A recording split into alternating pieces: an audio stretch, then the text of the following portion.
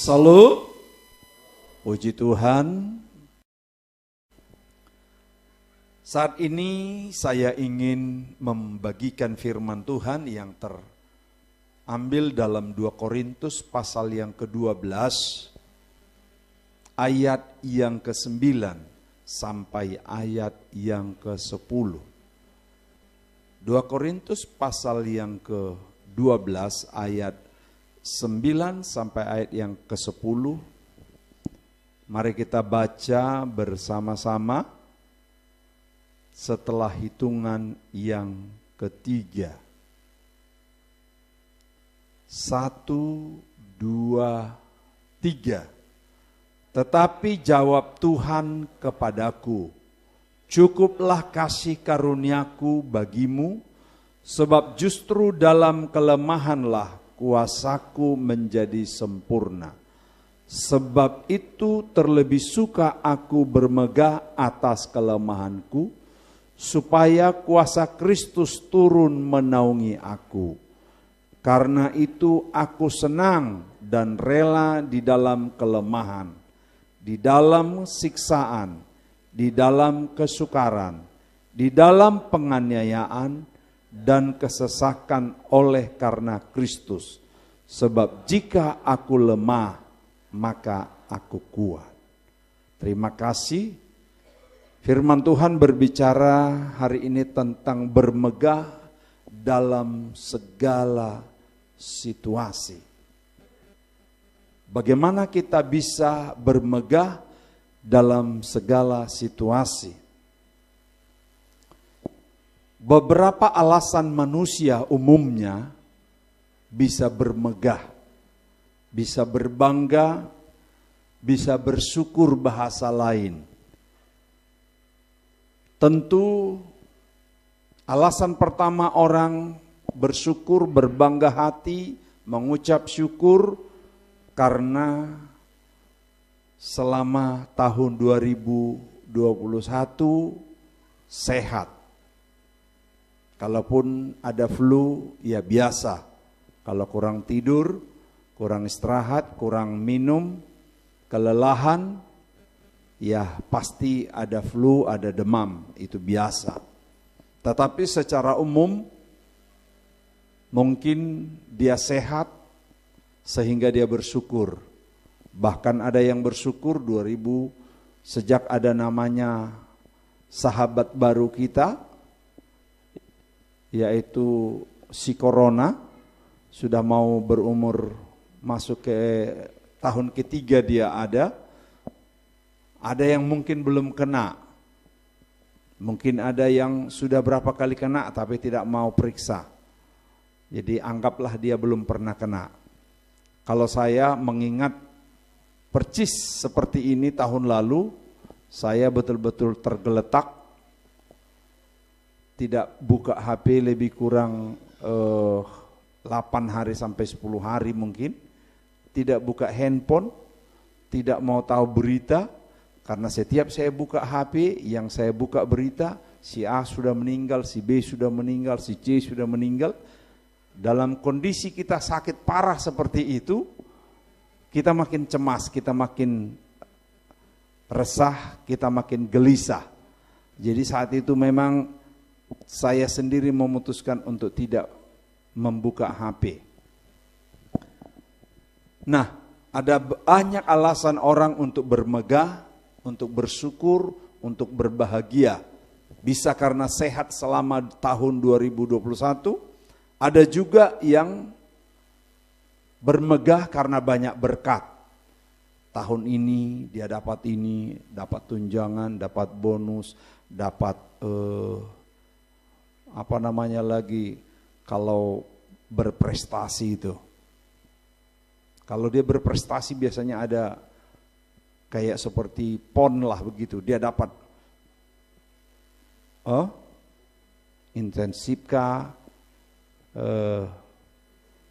insentif intensif, apalah namanya yang sip-sip. Ada orang yang berbahagia, bermegah karena dia dapat piala, karena dia dapat hadiah, karena dia dapat reward. karena dia dapat apa saja. Ada banyak orang bermegah. Dan itu umum. Ada juga orang berbahagia karena selama 1 tahun ini mungkin dia naik pangkat abnormal, bukan pangkat normal. Kalau pangkat normal orang juga bisa berbahagia. Tapi biasanya kalau naik pangkat dia aturannya 4 tahun, ternyata dia baru 3 tahun naik pangkat, atau ada yang 2 tahun naik pangkat, itu biasanya juga berbahagia atau bermegah atau bersyukur, bahasa yang mirip. Dan ada juga orang yang berbahagia karena anak-anak yang berprestasi, anak-anak meraih sukses, anak-anak dapat pekerjaan. Bagaimana kita bisa mengontrol hidup?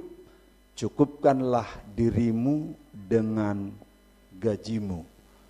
Jadi bahasa lain, kontrol hidupmu, kontrol pengeluaranmu, kontrol dompetmu, kontrol belanjamu, kontrol rekreasimu, kontrol makanmu. Semua hidup yang terkontrol akan hidup indah. Jadi semua hidup itu dikontrol. Saya sampaikan, saya bilang ini ingat, dan khotbah ini harus ingat sampai pensiun nanti. Baik pensiun polisi maupun pensiun jadi pegawai BPK. Nah hari ini bagaimana mungkin orang bermegah mengucap syukur anaknya lancar kuliah, lancar dapat pekerjaan, dan lancar dapat jodoh. Pasti kita yang sudah mulai tua, pikir kita kalau dulu waktu muda, wah anak kita sekolah lah baik-baik. Udah mulai anak sekolah baik-baik, tamat, dapat jodoh lah yang baik-baik. Habis dapat jodoh baik-baik, dapat anak cucu lah yang baik-baik. Jadi seluruh tingkatan selalu ada. Nah, banyak orang bersyukur kalau bermegah, kalau ini lancar, kalau ini semua baik-baik. Sehingga kita banyak orang menceritakan, menyaksikan kebaikan-kebaikan tadi. Itu tidak ada yang salah. Saya pun kalau anak saya semua baik, bapak ibu anak-anaknya baik, bapak ibu juga melihat pekerjaan anak-anak baik, pasti jadi kesaksian, dan itu hal yang umum. Tetapi ada hal yang tidak umum, inilah yang ingin kita coba lihat bersama. Ada sesuatu yang unik yang disampaikan oleh Rasul Paulus kepada jemaat di Korintus. Kenapa? Karena dikatakan bermegah dalam situasi yang sulit. Tetapi saya menyebut bermegah dalam segala situasi. Boleh kita bermegah dalam situasi yang tadi, dan itu tidak salah. Tapi bisakah kita bermegah seperti apa yang dialami oleh Rasul Paulus? Sebab dikatakan, tetapi jawab Tuhan kepadaku, cukuplah kasih karuniaku bagimu, sebab justru dalam kelemahanlah kuasaku menjadi sempurna. Maka Paulus berkata, sebab itu terlebih suka aku bermegah atas kelemahanku. Kelemahan maksudnya di sini bukan karena dia tidak bisa bekerja. Kelemahan yang dimaksud Paulus di sini bukan karena dia malas, pemalas, bukan. Yang dimaksud di sini dia ingin bermegah dalam kelemahannya. Dia sedang kurang sehat badan, dia sedang kena penyakit yang tidak tersembuhkan. Paulus menulis ini percis sudah mengalami penyakit yang tidak tersembuhkan. Bukan berarti tidak ada penyakit yang tidak tersembuhkan. Tuhan izinkan ada penyakit di dalam tubuh Paulus yang sudah Tuhan bilang enggak usah, bisa aku sembuhkan tapi aku tidak mau menyembuhkan, kira-kira gitu. Tidak ada yang sulit bagi Tuhan menyembuhkan, tetapi Tuhan bilang aku tidak mau menyembuhkan. Nah itulah yang saat itu dialami oleh Paulus, ada penyakit di dalam tubuhnya, itulah yang disebut menjadi kelemahannya, tetapi dia mau bermegah atas penyakitnya. Dia bermegah atas segala situasi yang dia alami. Ayat 10, karena itu aku senang dan rela dalam kelemahan. Bagaimana orang bisa bermegah, bagaimana bisa orang bersyukur dalam situasi yang penuh penderitaan. Sudah tidak tersembuhkan lagi. Dia sudah berdoa berulang-ulang. Dia sudah mendengar suara yang pasti dari Tuhan bahwa tidak mungkin lagi aku menyembuhkan kamu. Biarkanlah duri yang ada di dalam dagingmu akan tetap tinggal sampai Tuhan menjemput. Kira-kira itulah dialog dia dengan Tuhan. Karena berulang-ulang dia memohon dan dia, istilah bahasa kita mungkin bersemedi, duduk di kaki Tuhan. Tuhan, kira-kira penyakitku ini masih sembuh enggak? Orang lain aku tumpang tangan sembuh. Orang lain aku doakan penyakitnya sembuh. Ini penyakitku kira-kira bagaimana Tuhan? Inilah jawaban Tuhan, cukup kasih karuniaku kepadamu. Jadi kasih karunia kadangkala kalau kita mengalami penderitaan. Kasih karunia kadangkala kalau kita mengalami kesusahan. Tapi enggak semua orang mampu bermegah. Tidak banyak orang bisa bermegah di tengah-tengah penderitaan, di tengah-tengah tekanan, di tengah-tengah himpitan, di tengah-tengah situasi yang tidak menguntungkan ini. Tetapi Paulus coba menjelaskan kepada kita semua, karena itu aku senang dan rela di dalam kelemahan, di dalam siksaan. Akhirnya dia kaitkan semua pengalaman hidupnya. Bahwa kadangkala dia harus dengan rela, dia harus dengan senang dalam siksaan. Sebab Paulus selalu tersiksa.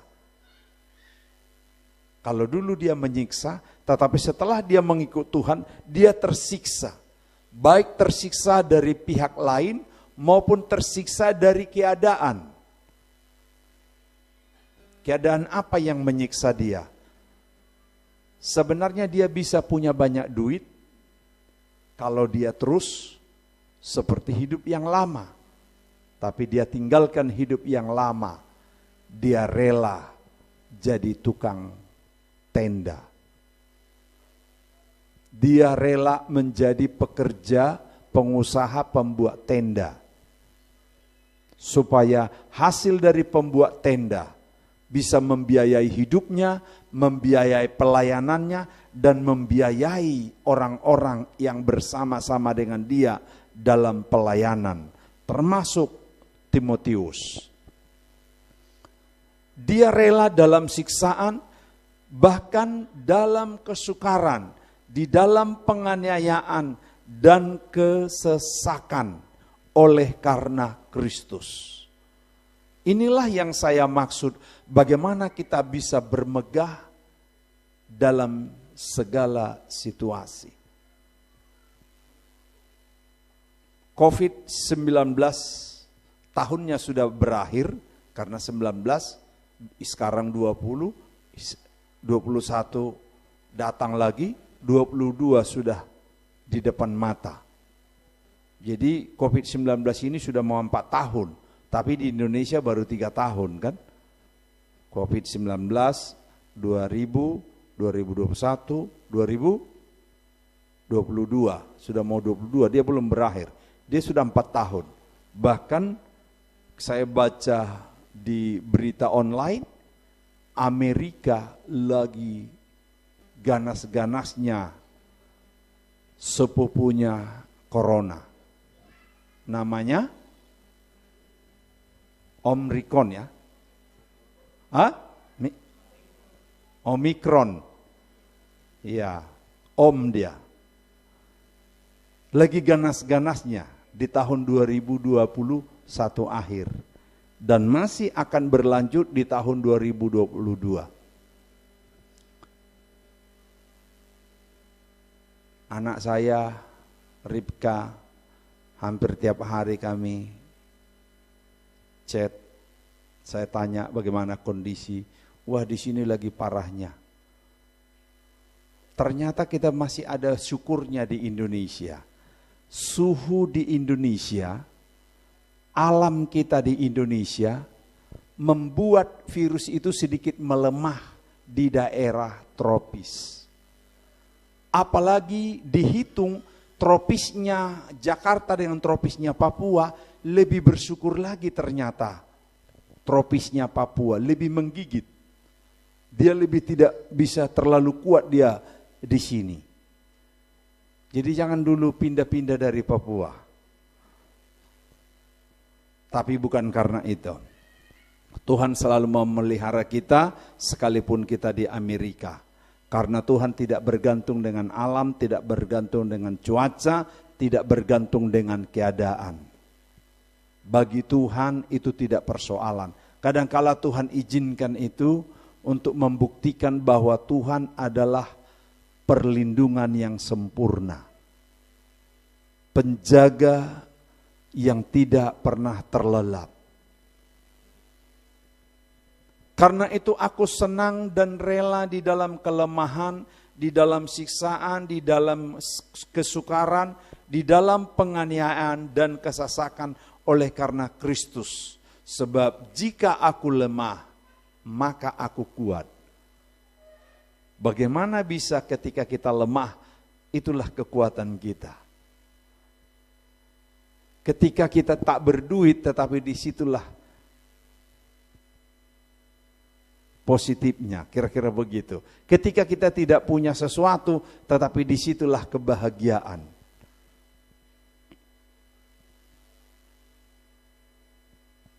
Kalau dalam schedule keluarga kami, pasti malam ini kian kami sudah ada di Toraja dengan suasana di kampung yang indah.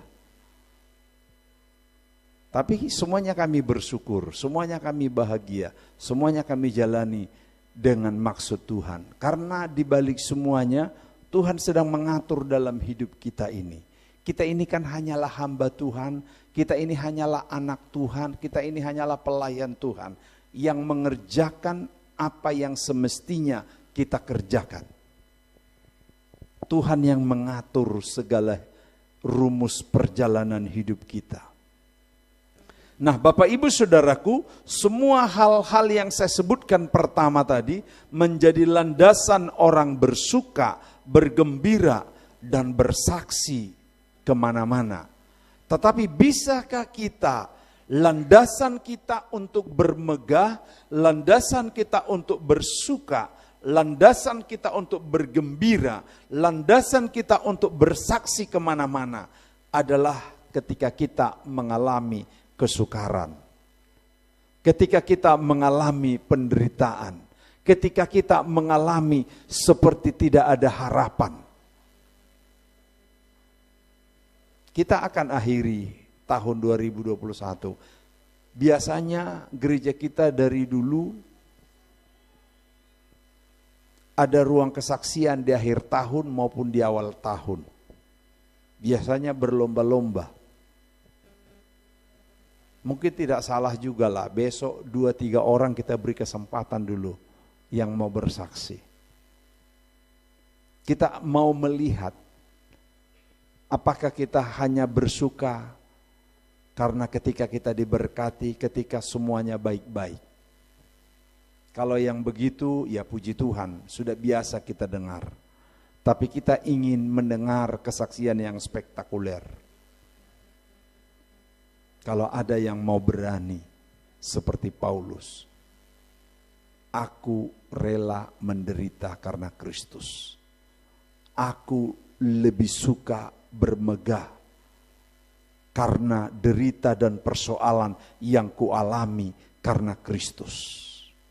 Karena itu pegang terus Kristus saja.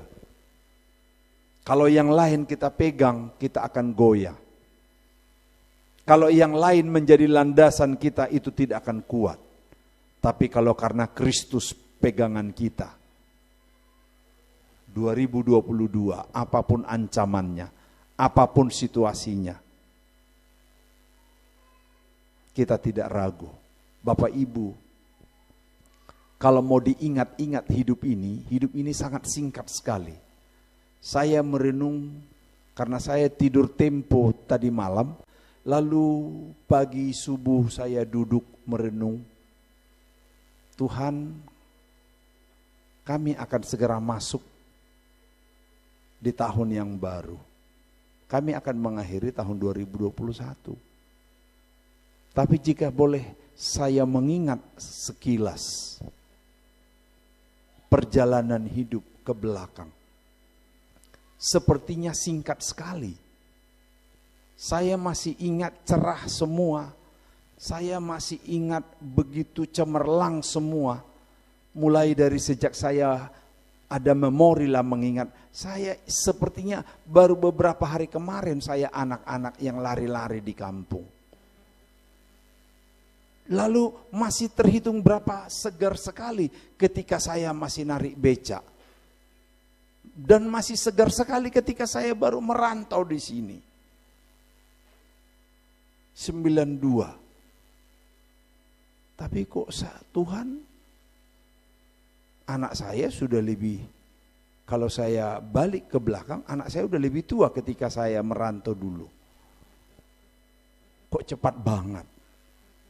Lalu saya hitung-hitung kembali kepada Alkitab, umur manusia disebut 70 tahun. Kalau betul-betul kita jaga stamina kita, hidup kita, dan Tuhan tentu berkehendak. Berarti dengan umur ini lebih kurang 20-an tahun aja sisa lagi. Berarti sudah lebih banyak yang kita lewati di Papua ketimbang yang masih akan kita lewati. Oh Tuhan, singkat banget. Tidak lama lagi berarti kita akan innalillahi. Sadarkah kita waktu yang begitu cepat ini, kemana kita pergi? Sebelum kita pergi, apa yang harus kita perbuat? Apa yang harus kita kerjakan? Adakah pemikiran kita seperti itu? Karena tidak mungkin lagi saya putar kembali hari-hari saya seperti dulu. Setuju enggak?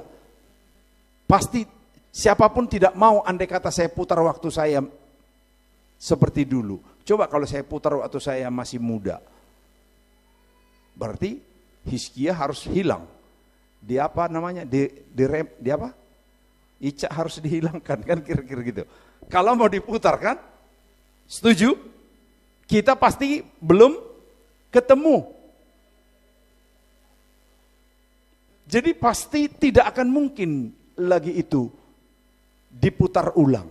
Sekarang tinggal ke depan 360 hari 2022 kita akan langkahi. Apakah di penghujung tahun depan seperti ini kita masih memiliki kesaksian-kesaksian yang bisa menggugah hati Tuhan? Adakah kesaksian yang akan kita ukir di tahun 2022 360 sekian hari yang bisa membuat hati Tuhan terpikat dengan kita? Seperti Paulus, begitu terpikat hati Tuhan melihat, dia berkata, karena aku senang dan rela di dalam kelemahan, di dalam siksaan, di dalam kesukaran, di dalam penganiayaan dan kesesakan oleh karena Kristus. Mulai hari ini, berarti kita harus bermegah, bukan saja karena berkat-berkat, bukan saja karena kita lagi diberkati, lagi sehat, lagi naik pangkat. Ingat, mulai hari ini orang-orang Narwastu tetap bersyukur dan bersyukur. Amin. Kita tinggal beberapa jam. Sekarang kita jam 8 kurang 15. Lebih kurang 4 jam kita sudah masuk di tahun yang baru. Maukah kita kembali mengevaluasi perjalanan kita, supaya kita ingin mengukir kisah-kisah yang baru, kisah yang positif kepada hidup kita, kepada keluarga kita, kepada jemaat kita ini, dan kepada orang-orang yang ada di sekeliling kita. Bermegahlah dalam keadaan apapun. Tuhan memberkati kita semua. Amin.